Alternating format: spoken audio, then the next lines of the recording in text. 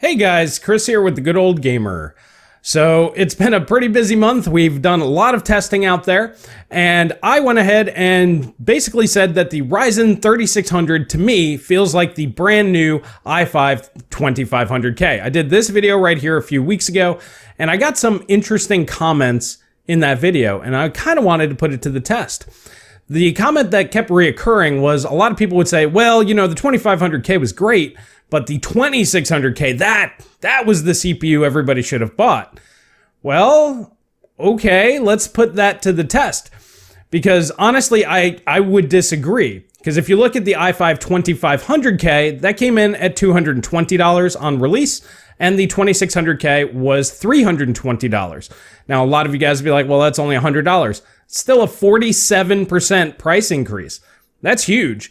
So is the 2600K, even today, even in this world where games are much more multi-threaded, is it 47% faster or even close to being 47% faster than the 2500K? Because in my eyes, if it's not significantly faster, it's not worth significantly more money. So that's what I wanted to test out here today.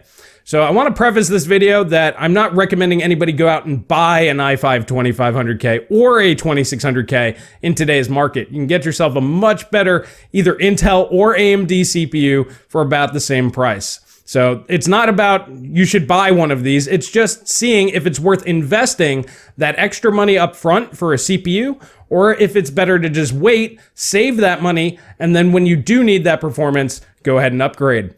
So let's go ahead and check it out. Okay, so starting off with the specs, both the i5 2500K and i7 2600K were both clocked at 4.4 gigahertz.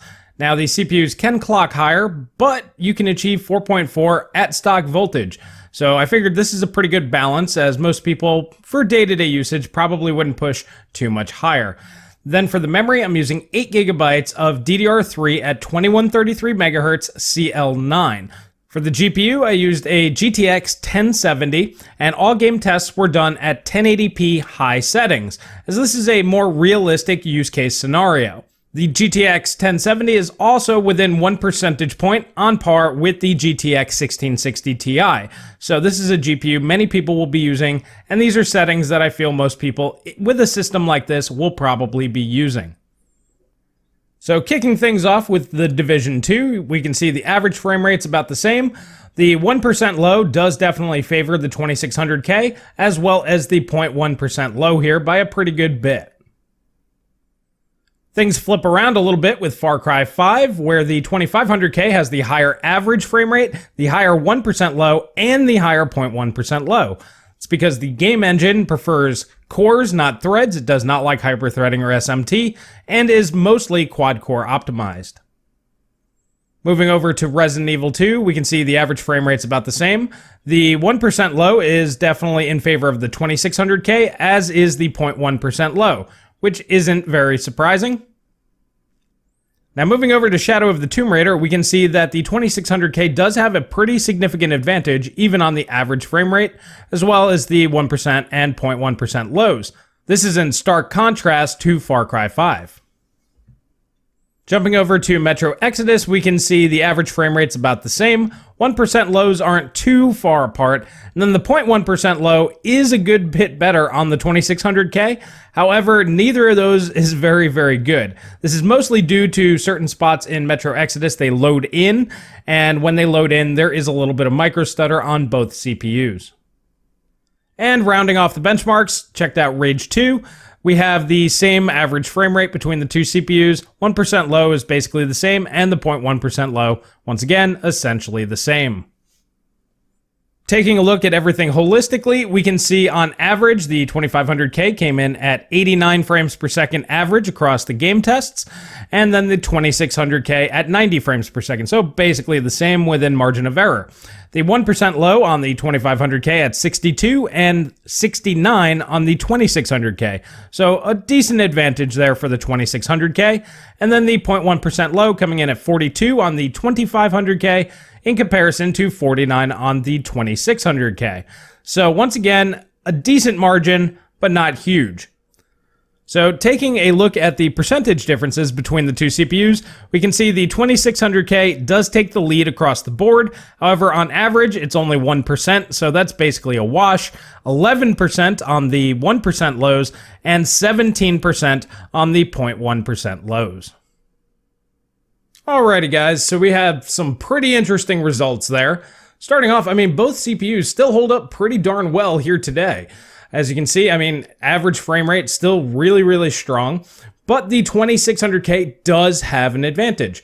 This isn't unexpected. We typically know that games today now mostly, other than Far Cry 5, utilize more than 4 threads rather effectively. Even some games will scale even higher. So yeah, there might be even more use cases out there where the i7 would perform a little bit better. The games that I chose to use are actually the most recent games that I have. I wanted to keep it 2018 on newer because this will help represent kind of where games are going here in the near future. Okay, so with that all being said, we already know that the 2600K at launch was 47% more expensive than the 2500K. And from those results, we can see at best, I mean, average is basically the same, 1% lows, 10, 11% faster, and best case scenario came out to being about 17% faster. Now, we know that hyperthreading can get up to about 25% increase overall, but as you guys noticed, that kind of gets washed out. That could also be due to the newer Windows updates as well. But even if it were 25% faster on those 0.1% lows, is it really worth a 47% price increase? I would say it's not. Personally, for me, it makes more sense for you as the general PC gamer to save as much money as possible. So if you bought a 2500K, you could save that $100, and then by the time the new Intel and Ryzen 6-core CPUs had come out a few years ago, you could then upgrade, and you're basically $100 ahead of somebody who bought a 2600K. And then at that point, that CPU is going to be way faster than either the 2600K or the 2500K. So my whole reason for doing this was basically to show that it makes more sense to save that money up front and just upgrade when you need to. So for example, if you get yourself like a Ryzen 3600, and then let's say 3 or 4 years down the road, you happen to need more CPU performance, you could probably get something like a 3900X at that point for the $130 difference that you would be saving by not getting a 3700X, for example. So that to me makes a lot more sense because overall you're getting more performance for your money as time goes on. Another thing that I actually found pretty interesting in this benchmark is since I was only using 8 gigabytes of RAM, I was wondering if that would be a problem with these newer titles. It really wasn't. As long as you have enough VRAM, system memory isn't as important. Like if I was using like a 4 gigabyte card, then some of the information may need to be stored on system RAM. And then with 8 gigabytes, that's obviously not going to have enough room for all of that. So that could cause issues. So having enough VRAM is also really important if you're using an older system. Just want to throw that in there. That was something like a side thing that I got to figure out while doing this testing. 8 gigabytes is fine as long as you have enough VRAM, even here today in 2019. Well, alrighty guys, I found this pretty interesting. I'm really interested to hear your thoughts on this. I mean, did you guys think that the 2600K would be significantly faster? I expected it to do better overall. Like I said, it does do better in 1% and 0.1% lows. On average, though, it's about the same speed, so you're not really losing too much overall. And I would even argue investing in something like FreeSync, you know, getting yourself a better display and going with like a FreeSync monitor, that'll clean up a lot of those dips and make it less jarring. And I think that that's a more worthy investment than spending more money on a CPU, you know, at this point in time. If you're on an older platform like an i5 2500K or 2600K, now is probably a good time to upgrade. The newer platforms and newer CPUs, so much more powerful that you will see tangible benefits to upgrading.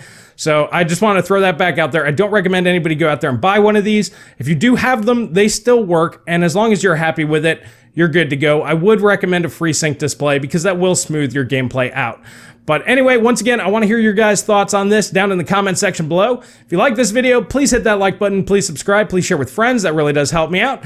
Now, I want to thank everybody. We've had an overwhelming increase in support over on Patreon. But if you do want to help directly support the channel for as little as $1 a month, really goes a long way and help get stuff like this on hand so I can make videos like this for you guys. That's all I have for today, and I will catch you guys in the next video.